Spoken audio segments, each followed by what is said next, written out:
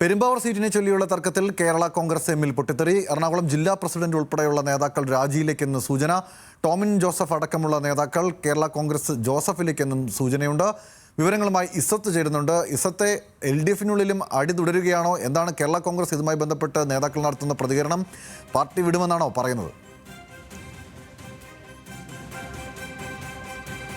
തീർച്ചയായിട്ടും ഗൗതം പറഞ്ഞതുപോലെ തന്നെ LDFിലും ഈ സീറ്റ് തർക്കം മൂർച്ഛിക്കുകയാണ്. പ്രധാനമായിട്ടും പെരുമ്പാവൂർ സീറ്റിനെ തുല്യമുള്ള തർക്കമാണ് ഇപ്പോൾ ഒരു രാജിയിലേക്ക് വരെ എത്തിയെന്ന് നമുക്ക് സൂചന ലഭിക്കുന്നത്. പ്രധാനമായിട്ടും അതായത് പെരുമ്പാവൂർ എന്ന് പറയുന്ന സീറ്റ് 2021 തെരഞ്ഞെടുപ്പിലാണ് മാണിക്ക് കൈമാറുന്നത്, മാണി സീറ്റായിട്ട് മാറുന്നത്.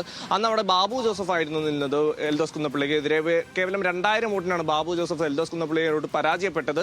അതിനുശേഷം ഈ തവണ സീറ്റ് വച്ചുമാറും എന്ന തരത്തിലുള്ള വാർത്തകൾ ആദ്യം വന്നിരുന്നെങ്കിലും ഏറ്റവും ഒടുവിൽ മാണി സീറ്റ് തന്നെയായി മാറുകയായിരുന്നു പെരുമ്പാവൂർ സീറ്റ്. അപ്പോഴാണ് അവിടെ സ്ഥാനാർത്ഥി നിർണയവുമായി ബന്ധപ്പെട്ട് വലിയ അനിശ്ചിതത്വങ്ങൾ നിലനിൽക്കുന്നത്. കോൺഗ്രസിലാണെങ്കിലും കോൺഗ്രസിൽ എൽദോസ് കുന്നപ്പള്ളി തന്നെയാണോ സ്ഥാനാർത്ഥി എന്ന് ആദ്യമേ ഒരു ചർച്ചയുണ്ടായിരുന്നു. എന്നാൽ പിന്നീട് സ്ക്രീനിംഗ് കമ്മിറ്റി എല്ലാം കഴിഞ്ഞപ്പോഴാണ് എൽദോസ് കുന്നപ്പള്ളി തന്നെയാണ് സ്ഥാനാർത്ഥി എന്ന് നിലനിൽക്കുന്നത്. അപ്പോഴാണ് കോൺഗ്രസുമായി ഇടഞ്ഞു നിൽക്കുന്ന ബേസിൽ പോൾ എന്ന് പറയുന്ന DCC സെക്രട്ടറി ജോസ് കെ മാണിയുമായിട്ട് ചർച്ച നടത്തുന്നത്. തുടർന്ന് ബേസിൽ പോൾ തന്നെ സ്ഥാനാർത്ഥിയാകും എന്ന രീതിയിൽ വാർത്തകൾ വന്നിരുന്നു.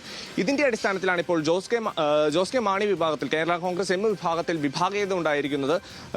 ജില്ലാ സെക്രട്ടറി ടോമി ജോസഫ് അടക്കമുള്ളവർ കോൺഗ്രസ് ജോസഫിലേക്ക് എന്ന സൂചന ഇപ്പോൾ ലഭിക്കുകയാണ്.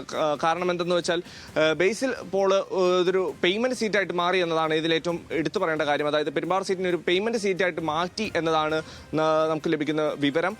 ഏതായാലും ഇതുമായിട്ട് ബന്ധപ്പെട്ട് 4 മണിക്ക് ഒരു വാർത്താ സമ്മേളനം കേരള കോൺഗ്രസ് എം വിഭാഗം നടത്തുന്നുണ്ട്. അതിനുശേഷം കൃത്യമായിട്ടുള്ള ഒരു സൂചന നമുക്ക് ലഭിക്കുമെന്നാണ് പ്രതീക്ഷ.